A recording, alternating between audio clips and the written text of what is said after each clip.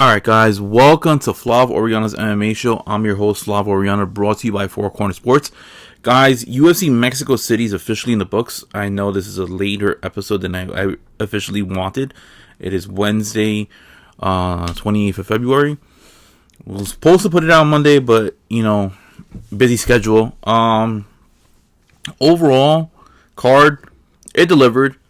Wasn't really used to the whole 10 o'clock fight night card. It kind of reminded me of the Fox fight night cards, where everything started at 10. And for anybody that lives on the East Coast, really understands that, 10 o'clock main card, you're probably going to be done with watching that card around maybe 1 o'clock. All right. And if you're watching the prelims, then you're watching pretty much from 7 all the way up until 1. So that's pretty much your entire night. Card overall delivered. Prelims were very fun. The first fight was Silva versus Naimov, and unfortunately, Silva ended up getting injured. Whoever ended up having the under half a round definitely cashed out very, very well. And then after that was Victor Moreno versus Felipe Dos Santos, where honestly it felt like Moreno did win, and that kind of just set up the judges, with some very, very questionable scorecards. I felt like Moreno should have been able to come out there as the winner, but Felipe Dos Santos ended up winning. The majority of the Mexican fighters ended up winning. I'm going to jump into the main event, the co-main event, the featured fight, and talk about Raul Rosas Jr. So when I get started, main event was. It was a rematch between Brandon Moreno and Brandon Royval. They both fought on the November 2020 pay-per-view card, where it was headlined by Deiveson Figueiredo versus Alex Perez, which Alex Perez is fighting this weekend. Valentina Shevchenko versus Jennifer Maia, and then it was Brandon Moreno versus Brandon Royval, right? Because that was the year of the pandemic. They didn't go to MSG. This is when the UFC was able to, start this trend where they could just put whatever fights they wanted on a pay-per-view. People were going to buy it because, there wasn't really much to be consumed, right? And hardcore fans were going to be interested in no matter what, right? And in that fight between Moreno versus Royval, Royval's shoulder ended up popping out, and he had a shoulder injury, and Moreno ended up grounding and pounding and ended up winning the fight, right? And Royval, ever since then, has felt that Moreno wouldn't be able to beat Royval on his best day, right? Now, both these fighters come in healthy. Royval's fighting Moreno in his backyard, and it was a good fight. First 2 rounds, I gave it to Moreno. I felt like first round was very close, but I felt like Moreno did enough because Moreno ended up landing the more significant head strikes. Because Royval allowed himself to get a hit, and it was like Royval was taking a hit to throw a hit, and eventually that game plan ended up working, where I don't know if it was the altitude that Moreno, started to look tired after the halfway point of round 3, but rounds 1 and 2, Moreno was, playing everything as good of an artist, of a puncher that he is, in the first 2 rounds, and then in round 3, it just felt like Brandon Royval ended up continuing to just, apply pressure. And I felt like that pressure eventually ended up adding up into Brandon Royval. Eventually for Brandon Moreno feeling, overwhelmed and tired. And Royval was just putting on a pace in rounds 3 and 4. And especially in round 4. Round 4 was just ridiculous.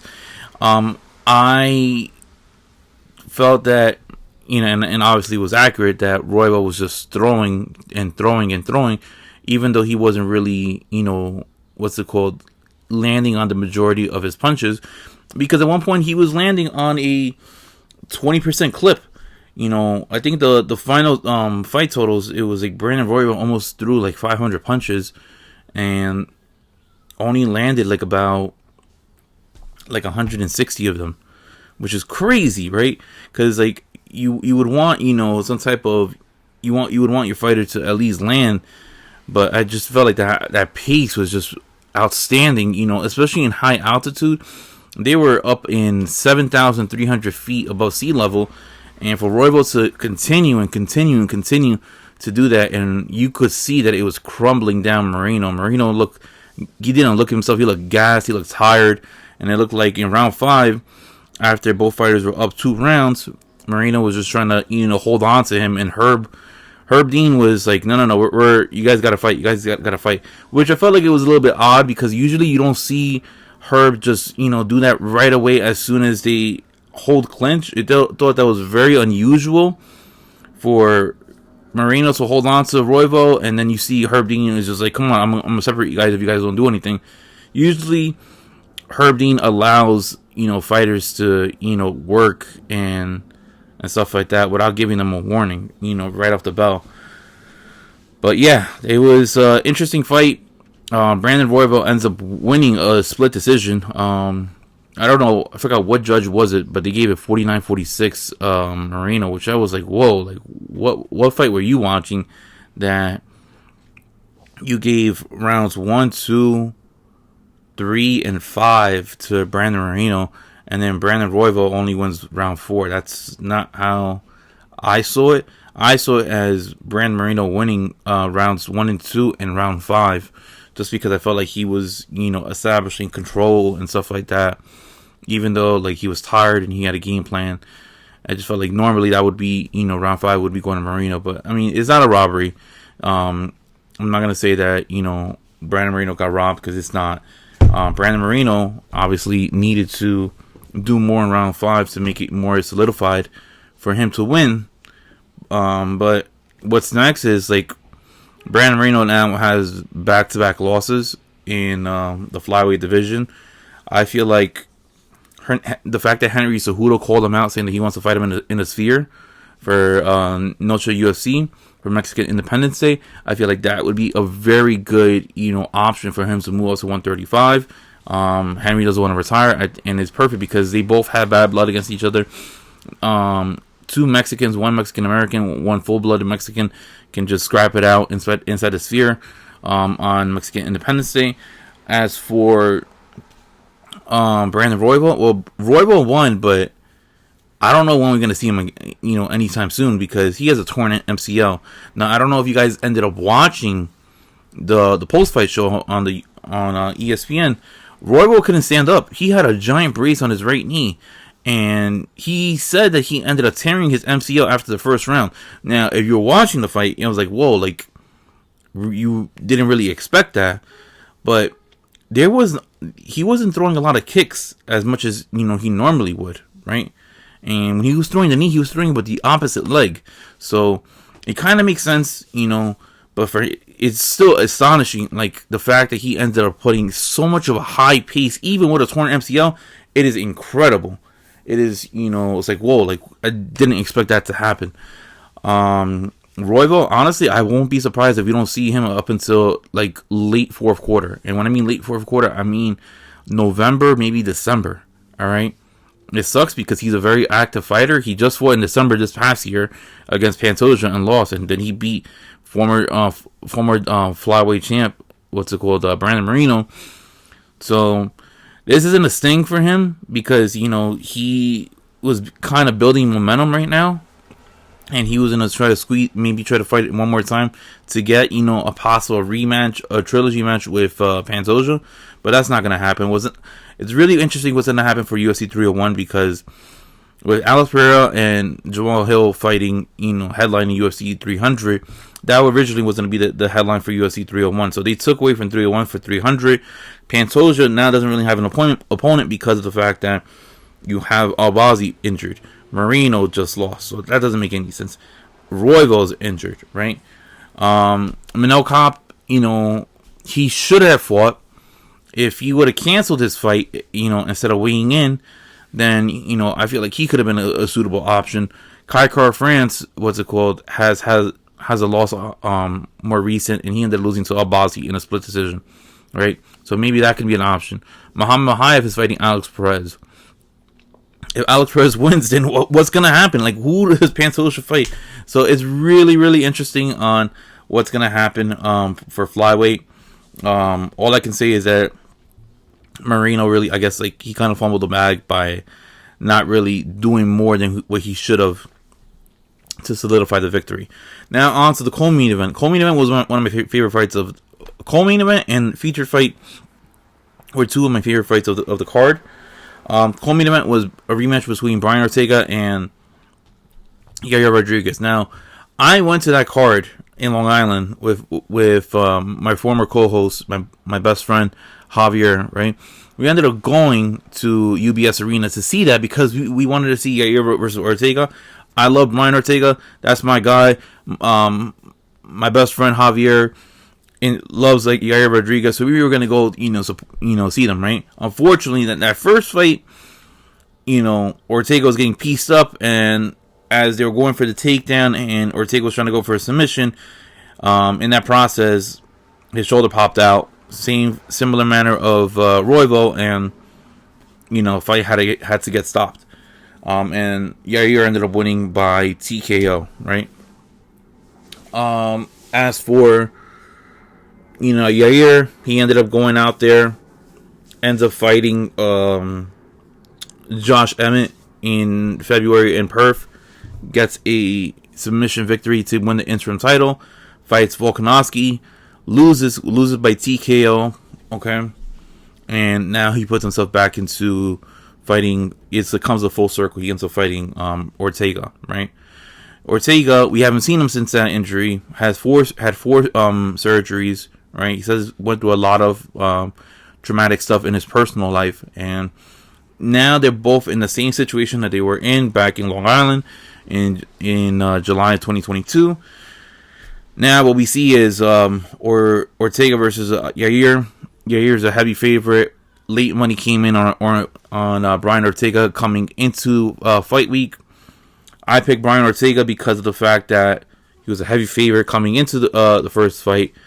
Both similar fighters. The only difference is that they're just 2 years older at this point. And round one, even before the fight even happened, Ortega was just warming up, jumping up and down. Bam, rolls his ankle, and I'm like, oh my god, like, are you kidding me right now? Brian Ortega is gonna lose this fight before this fight even happens, or this fight gets canceled. And Ortega, you can tell Ortega was panicking a little bit, and his coach had to calm him down. Round one, Yair ends up piecing him up. Ortega is, I think maybe like a little bit shell shocked after rolling his ankle. Ortega's defense, is getting pieced up. He's getting a black and blue eye. He gets knocked down.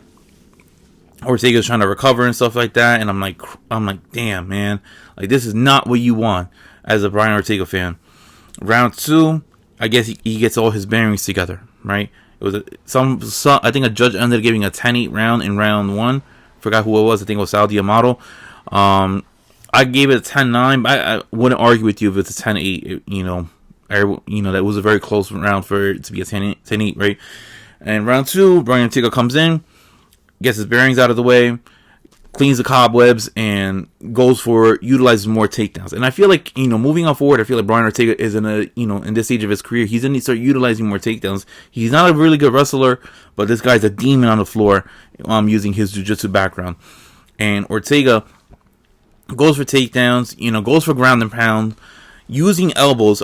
My vision of Brian Ortega is that he is a much improved version. He is supposed to be what Mackenzie Dern should be, right? Both of them are phenomenal jiu-jitsu artists. One difference is that Ortega uses ground and pound, Mackenzie Dern does not, right? And she doesn't know how to.